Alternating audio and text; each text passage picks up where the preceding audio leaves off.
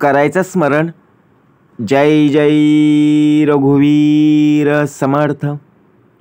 श्री समर्थ कृपेने एक सुंदर असा बोध, एक सुंदर असं श्रवण आपल्याला प्राप्त झालेलं आहे. या श्रवणाच्या माध्यमातून उत्तमचं सामर्थ्यसुद्धा समर्थांनी प्राप्त करून दिलेलं आहे. बघा प्रत्यक्षपणे भाग कसा दिलेला आहे, नक्कीच श्रवण करूया. समर्थ म्हणाले, ज्याप्रमाणे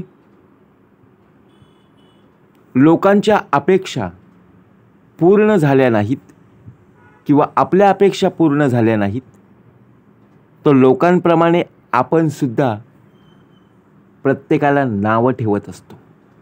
टेन्शन घेऊ नका. समर्थ म्हणाले, मनुष्य देहालाच फक्त ज्याप्रमाणे आपण पाहत असतो अपेक्षा असतात का? बघा, आपल्या जर अपेक्षा पूर्ण झाल्या नाहीत तर संपूर्णपणे घर डोक्यावर घेतो. असं होता कामा नये. कोणालाही नावं न ठेवता प्रत्यक्षात आपण स्वतःहून आपण घरामध्ये बसत असतो. देवासारखं आपण बसून राहतो. लोक कोणी येतात बघा, आपल्या घरी पाहुणे म्हणून येतात ना, नातेवाईक येतात, शेजारी पाजारचे लोक येतात, आपल्याला पाहतात आणि आपल्या घरच्यांना बोलत असतात, अरे देवासारखं बसलाय रे. परंतु आपल्या डोक्यामध्ये काय चाललो आहे ते अजून त्यांना माहीत नाही ना. आपण कोणत्या विचारांमध्ये आहोत, कोणत्या टेन्शनमध्ये आहोत ते त्यांना माहीत नाही आहे. कारण आपली अजून अपेक्षा पूर्ण झाली नाहीत म्हणून आपण रुसून बसलेलो आहोत. ज्याप्रमाणे जर आपल्याला अपेक्षाप्रमाणे मिळत नसेल तर बघा, कोणी जर आपल्याला काही बोललं की लगेच राग येतो. कुठलाही राग आपण त्यांच्यावर काढत असतो. म्हणून अहंकारात आणि गर्वात चालणाऱ्या प्रत्येकाचं वाईट दिवस हे येतच असतात.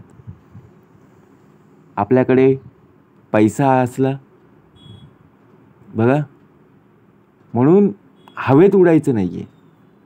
आपले पाय हे जमिनीवरच असले पाहिजे. आपल्यामध्ये कधीही अहंकार नसावा. समर्थ म्हणाले, गर्वपणा कसला हो, मीपणा कसला आहे. अहो, आपण कष्ट केलेले नाही आहेत तरीसुद्धा आपल्याकडे पैसा आहे. मग हे पैसे नक्कीच आईवडिलांनी कष्ट करून बघा प्रत्यक्ष मिळवलेले आहेत. आणि आपण काय करत असतो की आपल्या घरामध्ये पैसा आहे त्याचा अभिमान बाळगून आपण काय करत असतो, प्रत्यक्षपणे बघा जीवन जगत असतो. परंतु आपण स्वतःच्या कष्टाने काही मिळवलेले नाही आहे. जर स्वतःच्या कष्टाने मिळवलेलं असेल तर बात वेगळी आहे ना. परंतु अभिमान आणि अहंकार, मीपणा, गर्वपणा आणि स्वार्थीपणा आपल्यामध्ये नसावा. कारण प्रत्येकाचे चांगले दिवस जसे येत असतात तसेच वाईट दिवससुद्धा येत असतात. लक्षात ठेवा, कुठला दिवस केव्हा कसा येईल सांगता येणार नाही. प्रत्येकाला उत्तर देण्याची ताकद आज पण आपल्यात असते, पण काही गोष्टींना अंत असतो म्हणून आपण शांत बसत असतो.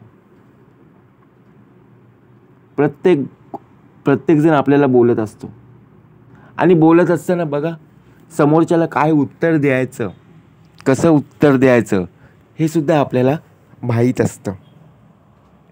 परंतु कोण कसा आहे, काही प्रश्नांना उत्तर नसतात, बरोबर की नाही. आणि त्यांना उत्तर काय द्यायची, मग त्यापेक्षा आपण शांत राहिलेलंच बरं असतं. कारण वाद बघा प्रत्यक्षपणे कमी व्हावा यासाठी आपण प्रयत्न करत असतो, परंतु वाद वाढावा यासाठी आपण प्रत्यक्षपणे शांत राहतो. हाच एक खरं कारण आहे. म्हणजे तुमची प्रतिमा निर्माण करणं हे फक्त तुमच्या हातात असतं. आता आपण कसे जीवन जगत असतो, समोरचे लोक आपल्याकडे कोणत्या दृष्टीने पाहत असतात, आपण स्वतःहून स्वतःची परीक्षा घेणं गरजेचं आहे. कारण का, आपण जसं कुठे बाहेर जायचं असेल, कितीतरी वेळा आपण त्या आरशामध्ये पाहत असतो. मग आपली प्रतिमा चांगली दिसावी, लोकांनी बघा प्रत्यक्षपणे आपल्या नावाचा उच्चार करावा आणि तो सुद्धा चांगल्या पद्धतीने. यासाठी आपण जीवन जगणं आवश्यक आहे, बरोबर की नाही. आपण चांगल्या प्रकारे काम केलं तर समाजाकडून उत्तम प्रकारे प्रशस्तीपत्र मिळत असतं, नाव उत्तम प्रकारे आपलं निघत असतं. परंतु वाईट कार्य केलं तर बघा प्रत्यक्षपणे दाखला देऊन घरी बसवतात. म्हणजे काय, बरोबर की नाही. लोकंसुद्धा आहेत, बोलणारी लोकं आहेत. मग शेवटी आपण घराबाहेर पडत नाही, कारण आपल्या हातून काहीतरी वाईट घडलेलं आहे. म्हणून आपल्या अपेक्षा जर पूर्ण झाल्या नाहीत तर कोणत्याही थराला जाऊ नका, आपल्याला ते मिळणारच आहेत. आणि जर आपल्या आयुष्यात नसतील, बघा आपण एवढं प्रयत्न करूनही आपण काय विचार करतो, अरे माझ्याच बाबतीत का असं आहे, मलाच का मिळत नाही आहे. समर्थ म्हणाले, ठेविले अनंत तैसेची राहावे, चित्ती असू द्यावे समाधान. नक्कीच प्रयत्न चालू ठेव रे, नक्कीच तुला मिळाल्याशिवाय राहणार नाही. परंतु परिस्थितीशी झगडून पुढे आलेली माणसं जी आहेत ना, ती आपण जपली पाहिजेत, त्यांचा विचार केला पाहिजे. कारण जीवनाचं तत्त्वज्ञान ही माणसं फक्त शिकलेली नसतात, तर त्याचप्रमाणे ती जगलेली सुद्धा असतात. माणसं काय बघा प्रत्यक्षपणे पहिलीपासून जर पाहायला गेलो, लहान शिशूपासून मोठ्या शिशूपासून ग्रॅज्युएटपर्यंत बघा पुढे कोर्स चालू ठेवतात, शिकत असतात. परंतु जीवन जगायचं कसं, आयुष्य कसं जगायचं, याचा जो अभ्यास करत असतो ना, तो खरा. जीवनाचं तत्त्वज्ञान कशामध्ये आहे, माणसं कशी टिकवायची बघा, आणि जीवन कसं जगायचं. कारण बदल घडवल्याशिवाय प्रगती होत नसते. आपण लहानपणापासून आपल्यामध्ये बदलच होत नसेल, आपण मोठे झालेलो आहोत. बघा जेव्हा आपण लहान होतो तेव्हापासून आपण तसंच वागायचो. आतासुद्धा आपण तसंच जर वागायला गेलो तर शेवटी आपल्यामध्ये प्रगती दिसणार नाही आहे. आणि ज्यांना स्वतःच्या इच्छा आणि स्वतःचं मन बदलता येत नाही, ते कशातच बदल घडवू शकत नाही. आता स्वतःची इच्छा आणि स्वतःचं मन कसं बदलायचं. आता आपली इच्छा काय आहे ते आपल्यालाच माहीत आहे. आपली आवड, आपली इच्छा आणि आपलं मन, या 3 गोष्टी या आपला विचार नक्कीच करायला हवा. कारण ज्या वेळेला आपण कर्म करत असतो, मग कर्माप्रमाणे बघा प्रत्यक्षपणे आपल्याला त्याचं फळ प्राप्त होत असतं. जे लोक दुसऱ्यावर वाईट वेळ आणत असतात, त्यांची चांगली वेळ कधीच येत नसते. म्हणून टेन्शन घेऊ नका, समर्थ म्हणाले. नाही मिळालं तरी चालेल, परंतु कोणाच्या बघा मार्गावर किंवा कोणाच्या वाटेला वाईट वेळ आणून देऊ नका. जरी आपण त्यांना मदत केली नाही तरी चालेल, परंतु स्वतःहून कधी वाईट वेळ त्यांच्यावर आणू देऊ नका. प्रत्यक्षात आपण विचार करतो, आपण लोकांचं वाईट केलं की आपली वेळ चांगली कधीच येत नाही. बघा ज्या घरामध्ये उत्तम प्रकारे आनंदाचं वातावरण आहे, त्या घरामध्ये कधीही बघा प्रत्यक्ष टेन्शन नसतं, चिंता नसते. कारण का, घर आनंदाचं आहे. घर आनंददायी वातावरणामध्ये संपूर्णपणे बहरलेलं आहे. जसं एखाद्या झाडाला बघा प्रत्यक्षपणे फुलं येतात.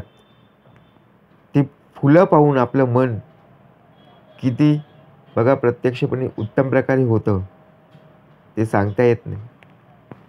कारण सुगंधी फुलं पाहून, त्या फुलांचा कलर, रंग पाहून आपलं मन आकर्षिलं जातं. म्हणून समुद्रकिनाऱ्याची किंमत समजण्यासाठी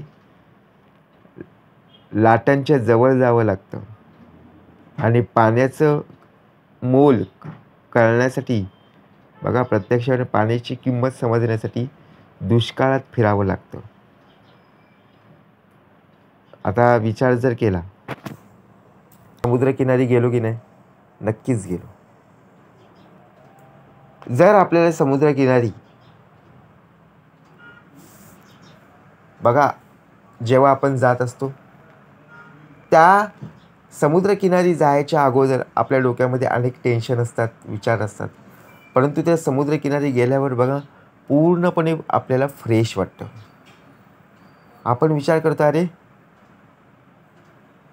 पाण्याची किंमत आपल्याला केव्हा कळेल? आपण लाटांमध्ये बघा प्रत्यक्षपणे आपलं आयुष्य जगत आहोत, आनंद घेत आहोत, परंतु तहान लागलेली आहे. पाणी तर समोर आहेच ना, परंतु ते पाणी पिता येईल का? नाही आहे. कारण त्या पाण्याची चवसुद्धा वेगळी आहे. पाण्याची किंमत कळण्यासाठी बघा प्रत्यक्षपणे दुष्काळात फिरावं लागतं. तेव्हा आपल्याला कळतं. पाणी ज्या ज्या वेळेला आपण विकत घेतो ना, त्या त्या वेळेला पाण्याची किंमत कळत असते.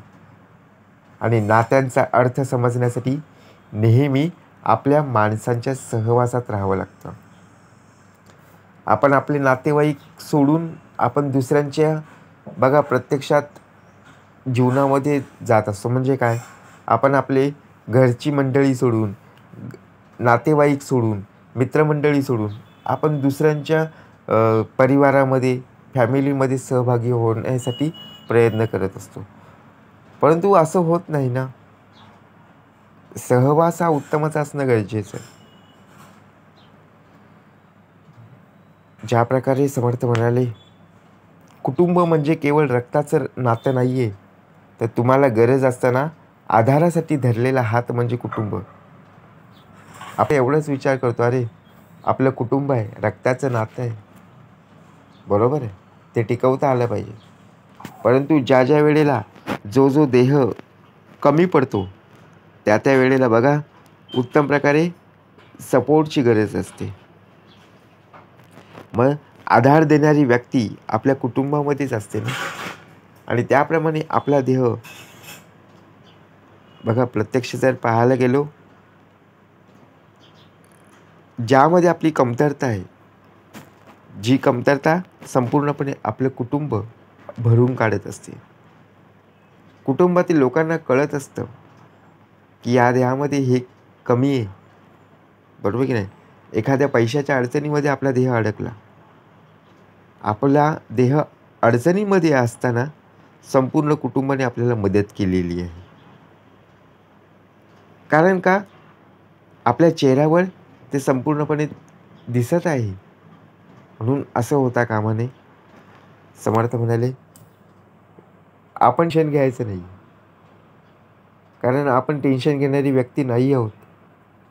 टेन्शन मुक्त आणि चिंतामुक्त आपला देह कसा राहील हे पाहायचं आहे. आणि सर्वात महत्त्वाचं म्हणजे पैसे ते सगळेच कमवत असतात, पण खरा नशीबवान तोच असतो जो संपूर्ण कुटुंबातील माणसं कमावत असतो, बरोबर की नाही? आपण पैसा बघा, आता काम केलं लगेच आपल्याला पैसा मिळणारच आहे, परंतु कुटुंबातील एक एक मनुष्य देह बघा खूप उपयोगी आहे. म्हणून जीवन जगत असताना पैशापेक्षा माणुसकी खूप महत्त्वाची आहे. पैसा आज नाही तर उद्या कमावता येईल, पण मनुष्य देह कमावणं खूप गरजेचं आहे. जय जय रघुवीर समर्थ.